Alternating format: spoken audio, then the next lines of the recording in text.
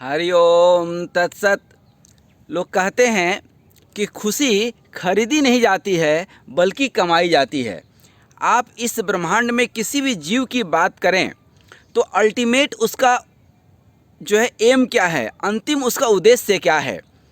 अंतिम उद्देश्य आप देखेंगे तो उसका है जीवन की खुशी प्राप्त करना चाहता है, कहीं ना कहीं हैप्पीनेस प्राप्त करना चाहता है, जो आज के वीडियो में बहुत ही सरल तरीके से हम बताने की कोशिश करेंगे कि व्यक्ति खुशी कैसे प्राप्त कर सकता है। देखिए, खुशी प्राप्त करने के कई सारे तरीके लोग ढूंढते हैं।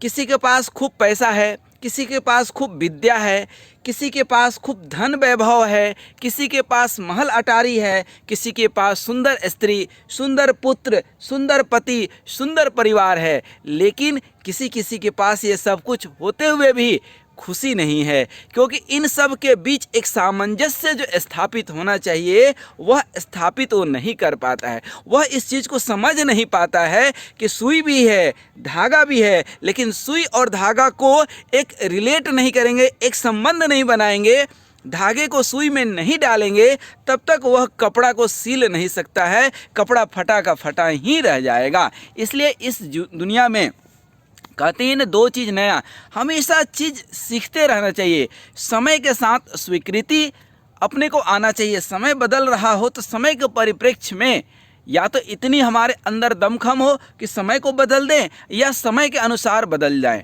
और दूसरा चीज़ है स्वीकृति। हम चीज़ों को स्वीकार करना सीखें, क्योंकि जहाँ पर तर्क होता है वहाँ पर जीवन नर्क होता है, और जहाँ पर समर्पण होता है वहाँ पर जीवन स्वर्ग होता है। तो आइए पुनः हम उसी बात पर आते हैं कि खुशी, ये हैप्पीनेस कहते हैं ना, हैप्पीनेस, एच से ऑनेस्टी, ए से एक्सेप्टेंस, पी से परसिस्टेंस एंड पेशेंस होना चाहिए, और वाई से यंग एंड एनर्जेटिक। अब इन तीनों को हमारे अध्यात्म में कैसे बताया गया है जरा समझें। हमारे अध्यात्म में तीन चीज़ों की बहुत ही महत्व है। विद्या और बुद्धि एक ही चीज़ है, और दूसरा है धन। क्योंकि जब आपके पास आर्थिक तंगी रहेगी तो किस बात का सुख, क्योंकि आज पैसे से सुख नहीं है। अल्टीमेटली पैसे से भी आप क्या करते हैं, विषय भोग चाहिए हमें।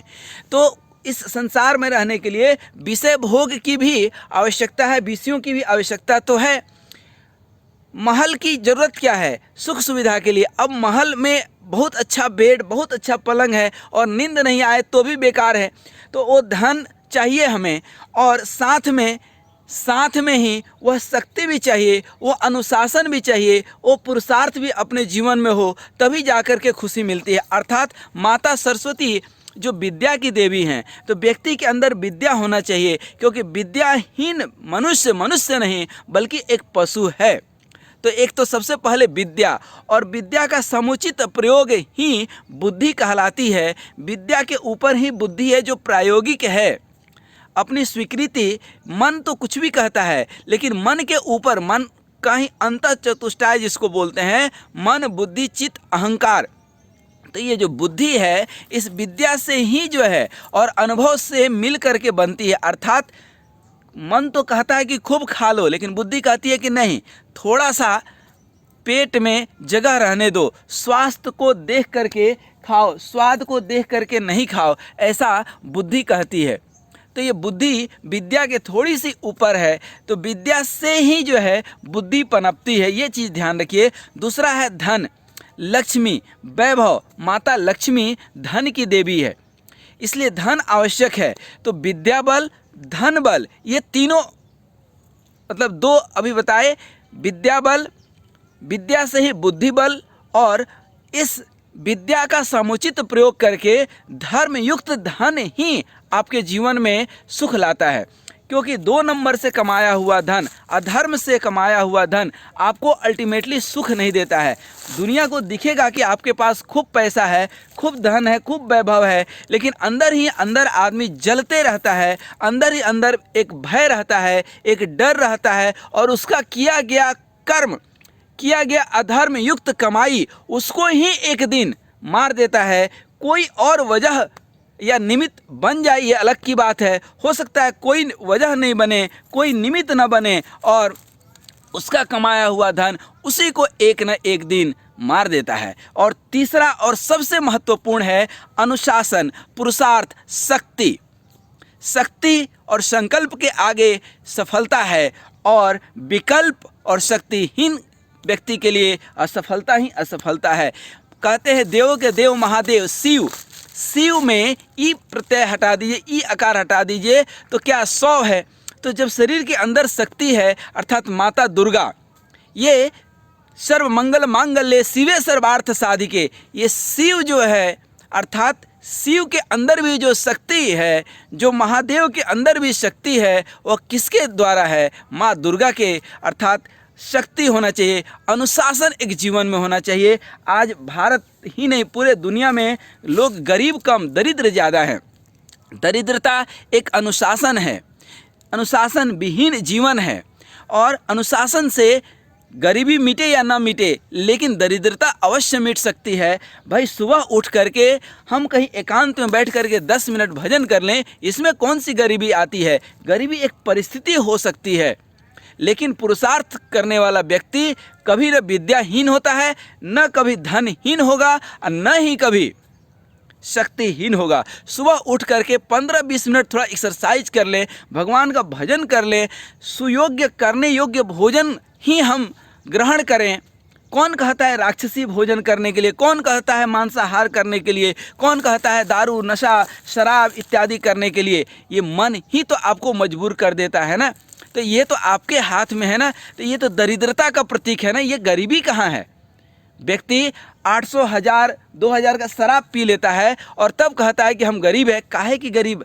गरीब नहीं, वो दरिद्र है। सुबह उठ करके योग और व्यायाम नहीं करता है, भगवान का भजन नहीं करता है, सुबह उठ करके अपने घर की सफाई नहीं करता है, बेड साफ नहीं करता है, अच्छे कपड़े नहीं पहनता है, इसमें काहे की गरीबी है? ये गरीबी नहीं, दरिद्रता है।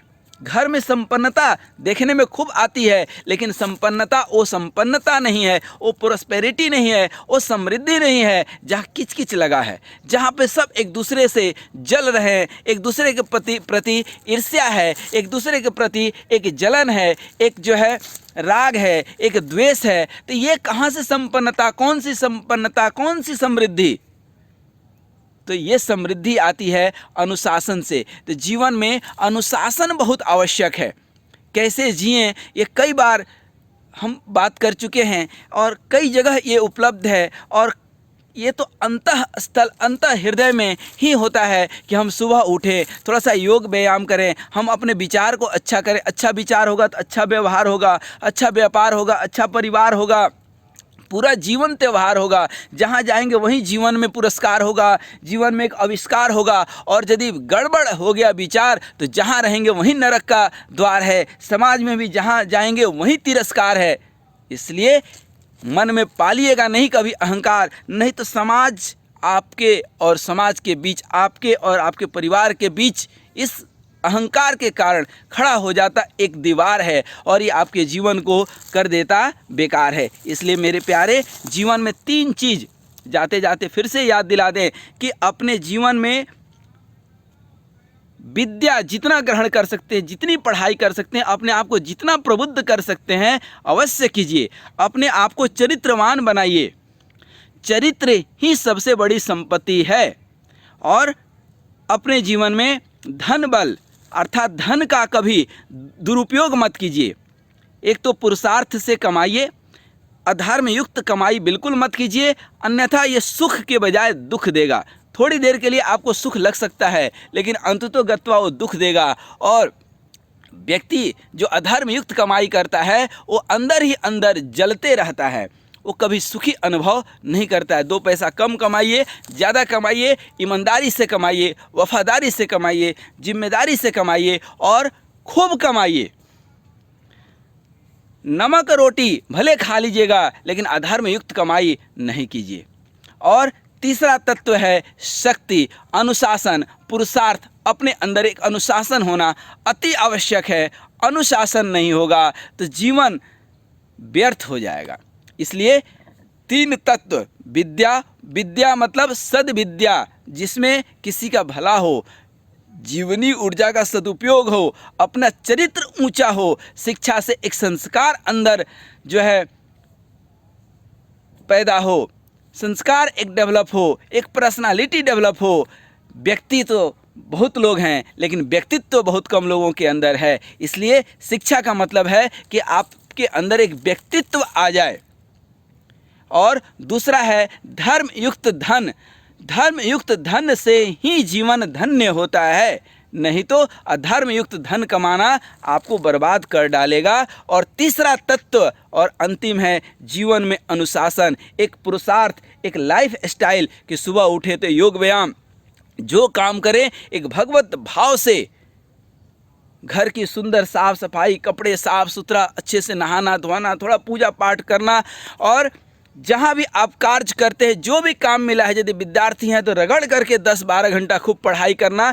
जिस वर्क प्लेस पे काम करते हैं, जितनी सैलरी हमें मिलती है उससे 2 गुना काम करना, कर्तव्यनिष्ठ होकर के काम करना, भगवत भाव से काम करना, पूरी ईमानदारी से और जिम्मेदारी से काम करना, यथाशक्ति यथोचित चरित्र मजबूत रखते हुए काम करना, चरित्रहीनता न आ पाए, परम पुरुषार्थ करना। यही जीवन का जो है माता दुर्गा का आशीर्वाद अर्थात पुरुषार्थ। इसलिए तीनों आपस में बहन है। कौन कौन? माता सरस्वती विद्या और बुद्धि, माता लक्ष्मी धर्मयुक्त धन कमाना, और तीसरा है पुरुषार्थ अनुशासन माता दुर्गा। इसलिए तीनों बहन को जीवन में साथ रखिए तो यही खुशी कमाना है। खुशी खरीदा नहीं जा सकता है। ये तीनों जब आपके हृदय में, आपके चरित्र में रहेंगे तो आपका जीवन उन्नत, समुन्नत और समृद्ध बनेगा। आइए अपने जीवन को समृद्ध बनाते हुए, खुशहाल बनाते हुए, हंसते मुस्कुराते हुए जीवन जीते रहें और किसी का भला करते रहें। हरि ओम तत्सत, हरि ओम तत्सत।